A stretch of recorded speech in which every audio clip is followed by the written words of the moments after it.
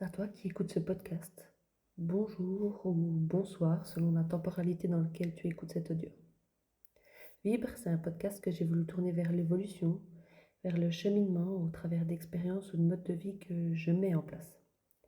Je suis persuadée qu'il faut traverser des tempêtes pour apprendre de ces dernières, pour évoluer sans s'autoflageller ou culpabiliser de ce qu'on pouvait faire ou penser précédemment.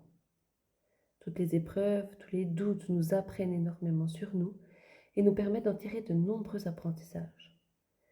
Attendons-nous d'un enfant apprenant à marcher à y arriver dès le premier pas?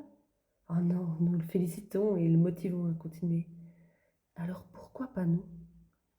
Dans le même sens, critiquez-vous toujours le comportement ou les pensées de vos proches ou de vos amis et leur donnez des tips sans rapport avec leur situation ou sans même qu'on ne vous ait demandé votre avis? Et non, un peu de recul quant à la situation et les besoins identifiés sont nécessaires pour apporter de la bienveillance dans ce monde qui en manque parfois cruellement. Je suis aussi persuadée que l'expérience de chacun peut mettre en lumière certaines des situations que chacun vit et nous apporter des ressources nécessaires dans le but de traverser le tumulte des tempêtes vécues.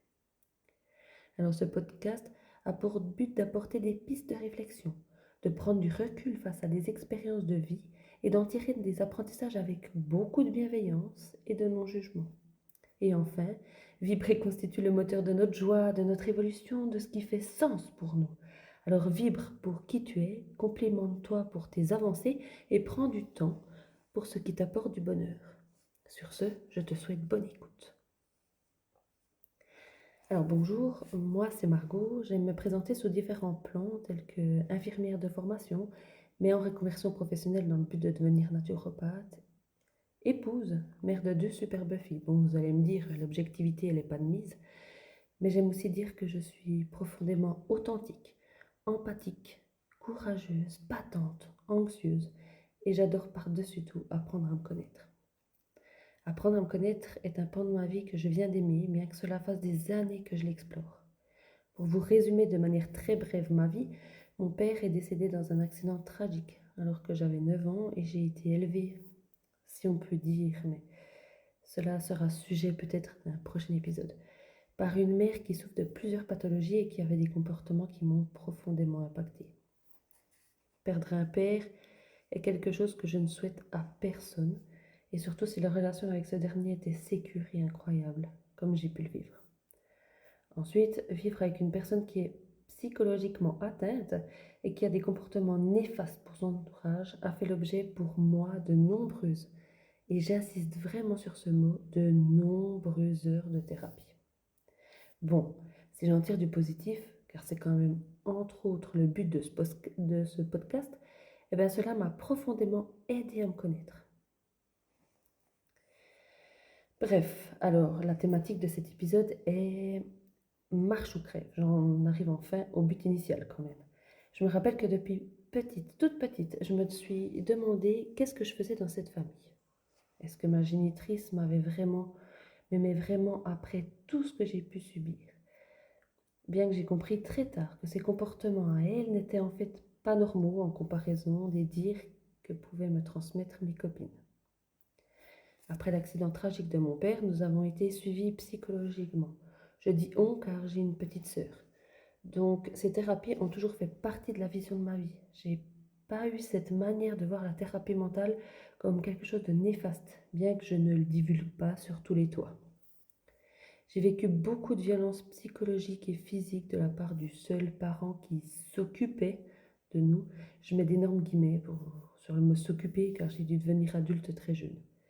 Enfin, en bref, il y avait beaucoup d'alcool, de drogue et des comportements violents, tant physiquement que psychologiquement, euh, plus en rapport avec moi qu'en rapport avec ma sœur, mais ça c'est encore un autre détail, de la part de cette personne à l'écart de ma sœur et moi. Je ne vais pas m'attarder sur ce que j'ai vécu car je ne souhaite pas forcément utiliser de l'énergie à relater ces faits. Ça n'a pas vraiment de lieu d'être ici. Mais très jeune, je me suis dit, soit tu continues à vivre, soit tu meurs. Je n'avais pas le choix. Je m'étais fait une promesse de pouvoir quitter le domicile familial à 18 ans pour ma survie, ce que je n'ai pas réussi à faire et de nombreuses années plus tard, j'éprouvais encore beaucoup de colère et de culpabilité à mon égard. Je pourrais faire un parallèle avec le roman de Stephen King qui est paru en 1979 et dont l'intitulé était vraiment Marche ou crève. Dans les grandes lignes, ce livre il faisait état de songe d'une volontaire âgée de moins de 18 ans qui devait marcher de la frontière canadienne jusqu'à l'état du Maine, et ceci sans jamais s'arrêter au risque de se faire abattre. Ce roman il met quand même en évidence, entre autres, les capacités sportives de ces jeunes. Si je devais corréler cette histoire avec la mienne, on m'aurait pas tiré une balle, bien sûr, mais j'ai acquis de l'endurance et surtout du mental. Puis comme dit, si je devais résumer cet espace-temps entre la perte de mon papa et mes 20 ans, j'utiliserais vraiment les mots marche ou crève. Cependant, j'aimerais encore ajouter quelque chose plus sur un plan un peu plus spirituel. Vous l'appelez comme vous souhaitez, Dieu, l'univers, que sais-je. Mais je suis quand même persuadée qu'une force supérieure à nous nous fait traverser des étapes de vie car nous détenons les compétences et les connaissances pour y faire face. Il y a également une phrase qu'une dame m'a dite il y a de ça quelques années. Tu as choisi tes parents. Je me suis dit, après tous les traumatismes horribles que mon seul parent, je rajoute de nouveau des guillemets, m'avait infligé, je me suis dit quand même, mais cette dame, elle ne sait pas de quoi elle parle. Hein. Quelques années plus tard, je me suis dit, si elle savait de quoi elle parlait.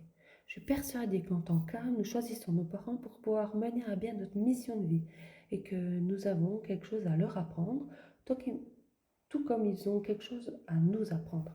Après, chacun ses croyances. Hein. Ça aussi, ça va encore faire l'objet d'un autre épisode, on verra. Ensuite, j'aime beaucoup lire, surtout sur le développement personnel, puis j'avais lu l'ouvrage de Fabien Olicard. Vous savez, le célèbre mentaliste qui a écrit un livre qui s'intitule Le bonheur est caché dans un coin de votre cerveau. Puis il a quand même notifié une phrase qui m'a interpellée. Cette phrase, c'est l'expérience vécue est acquise, notre plus grand succès. Donc ce que j'ai vécu a fait de moi qui je suis actuellement, comment je fonctionne actuellement et tout ceci m'a fait survivre. Maintenant, une difficulté ou un échec ou qui peut être considéré comme ceci n'est pas un problème. Ça arrive tout simplement, c'est un processus d'apprentissage et il y a toujours du positif à en tirer. Donc, en résumé, c'est moi qui décide d'en faire une force ou une faiblesse. C'est moi qui décide d'en tirer ou non des enseignements, puis je pars du principe que je peux évoluer positivement. J'ai appris que maintenant j'ai une seule responsabilité, non plus la puissance du résultat, mais clairement les moyens que je mets en œuvre pour mon bonheur, pour mes objectifs personnels et sur des sphères un peu plus éloignées, familiales, etc. Après, pour être honnête, il y a quand même plusieurs choses à prendre en compte, telles que l'éducation, l'environnement, l'entourage, le vécu, la gestion des émotions et j'en passe. Tous ces paramètres, j'ai dû en omettre encore quelques-uns, mais ils ont un impact sur nous, sur notre vision de la problématique ou comment nous pouvons réagir face aux événements. Mais ce que je souhaite surtout dire est qu'il n'y a pas de comparaison à faire avec d'autres vécus. Chacun possède son curseur de difficulté. Il n'y a aucun baromètre de vie difficile qui existe. Nous vivons tous les choses d'une manière différente, selon son prisme à soi, son contexte à soi, son vécu à soi. Et c'est ce qui fait de nous notre individualité et nous force à conjuguer.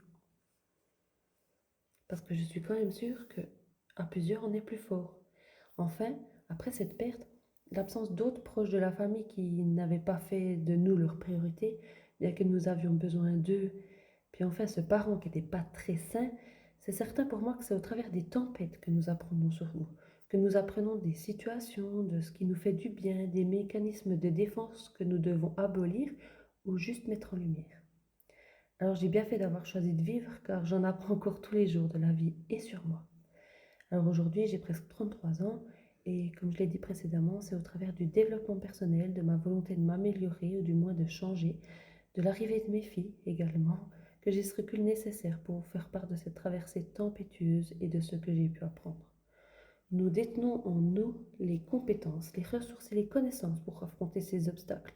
Nous sommes en continuel apprentissage et je trouve que de se dire cela aide à baisser la pression, à moins culpabiliser puis à faire preuve de bienveillance envers soi. Il y a des phrases des fois sur les réseaux sociaux qui tournent et qui disent « Je suis à la juste place au bon moment et ça c'est ok et c'est correct. Et je trouve vraiment que ça donne du sens des fois lorsqu'on a la tête dans le guidon et qu'on a trop de questionnements face à ce qu'on est en train de vivre face à soi. Donc c'est ok d'être bouleversé, c'est ok d'avoir des bad moods, tout ça c'est ok. Bon, vous verrez que j'aime beaucoup cette expression, mais là n'est pas le sujet. Mais pouvoir se le dire, c'est aussi être en phase avec soi, s'écouter et prendre ce temps pour s'écouter. Alors, juste un point à retenir, vous êtes capable. Et les tempêtes sont vraiment présentes pour vous aider à évoluer, à déceler vos besoins et ou vos limites, enfin bref, à mieux vous connaître et pour cela, se connaître. Une vie suffit-elle? Je vous envoie plein d'ondes positives et je vous dis à un prochain épisode.